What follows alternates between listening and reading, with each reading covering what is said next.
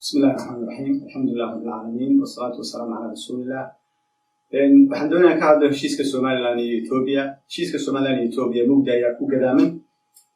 Aqoonsi waa doonaynaa oo mudnaanta koowaad uu yahay dadka reer Soomaaliland.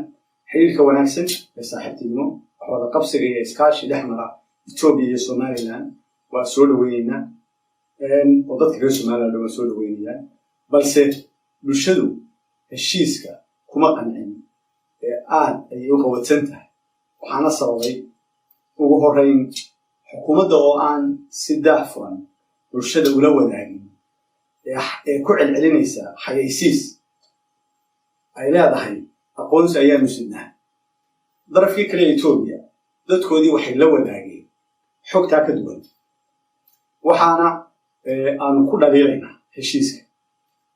marka koowaad aqoonsi marka laga hadlayo kuma cadda heshiiska Itoobiya waxay sheegtay inay daraasayn doonto marka ay u fusho danteedu balse may sheegin inay aqoonsanayso hadda Soomaaliland daraasadda waxa ka soo bixi kartaa inay ku qaataan qaraar kale oo ka duwan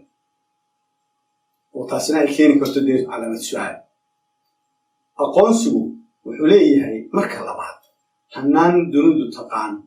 kamana mid aha in dhul ama badda u iibsado ama deel cagga la kala siisto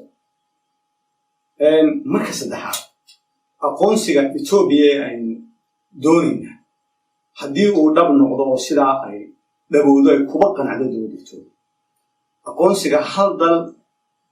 oo Soomaaliland aqoonsada ma ku filan yahay oo sidaa dal rasmi ah ma kaga noqonaynaa beesha caalamka waxay ugu muuqataa maya waxaana caddaynaya tusaalayaasha dunida hore u soo maray dalka Qobris ee Turkiga raacsan waxaa aqoonsan dowlad weyn oo ka mug weyn Itoobiya oo Turkiga ay aqoonsan halkaa dal uma aqoonsan dowladda ma aqoonsana mana aha beesha caalamka ka mid ah aqoonsi wax taran u noqon marka labaad Taiwan waxaa aqoonsan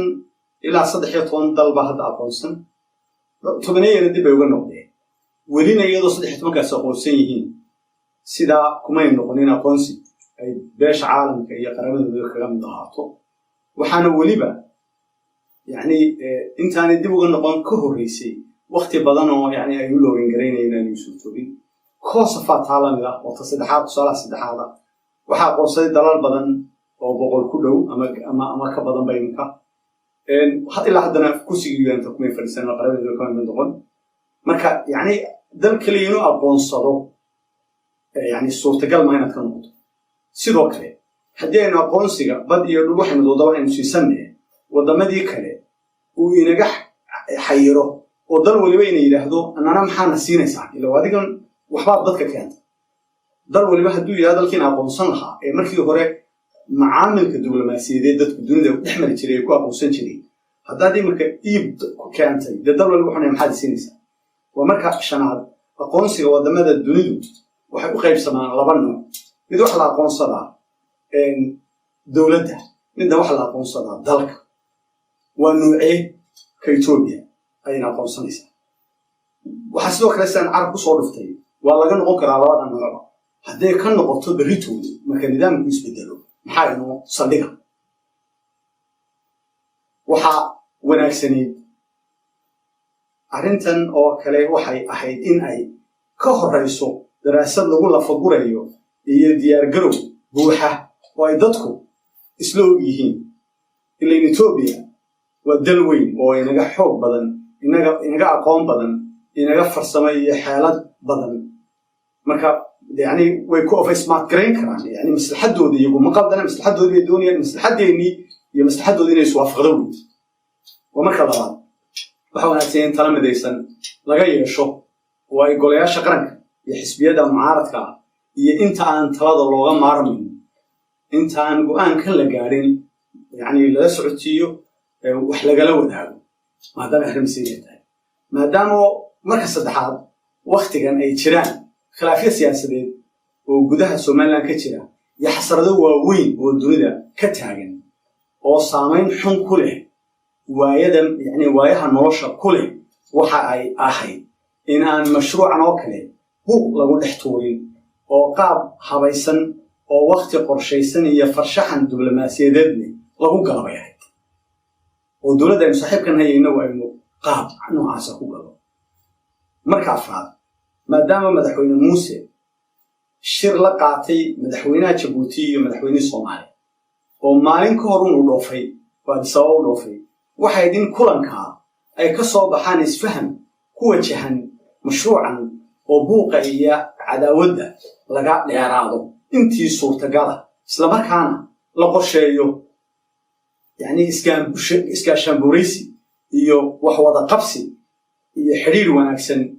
وقبل كان يعني دحمر صدحدا وداني مركي هوري ودا جوغيه إثيوبيا إنتا كريا جيسكا وريجنال انتجريشن جيسكا لا سمعيو أي فعنا لها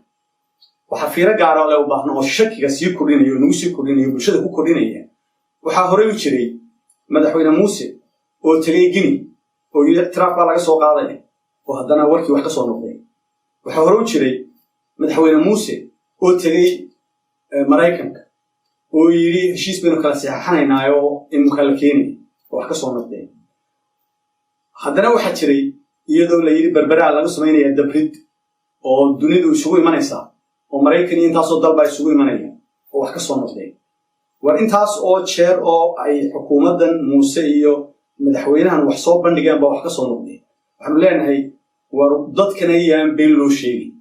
شاركين أن أيام فرصمدي إنه حكوا ذا قبصنا هين الحمين عداود عن لو باهنين يبوق عن وقت كان حاضر كلو باهنين ينا أبوري وحي ومدة قدنا عن ميس كجوا ذا هذا هلا صوب بندقو عدي مدنيد أو برلمان وجوه هي هلا صوب بندقو وحي خلدان يجرن حال صحو أيانو لنا هاي ذات كرير سمعنا إنه حملنا هاي بوجيرة شراء هو عن سمير قبته وبعدي دونه وعن سؤال أجنو أيانو لنا هاي حكومة وحلنا واحد جيسو ووحي أدهره أي هو أدين ذات هو أدين وإن بدن بان كلهين لاس عنودين تاني فراك بحين وارتلقات وروح جيسته سيدا نودين هاي بفراك بحر ورمان تنيان دول كله فراك بحين ورمان تنيان قصن وأبوري ورمان تنا وحبة وحبال بين الشيء أنتم نوكين مشكلة كلي وحوية عن سي لحد على هذا راح وقفري سنه وأنتها هل جد أيون توكسنا يصير أي حكومة دو ودو أي صار بربنا سوى من تنتي سنة على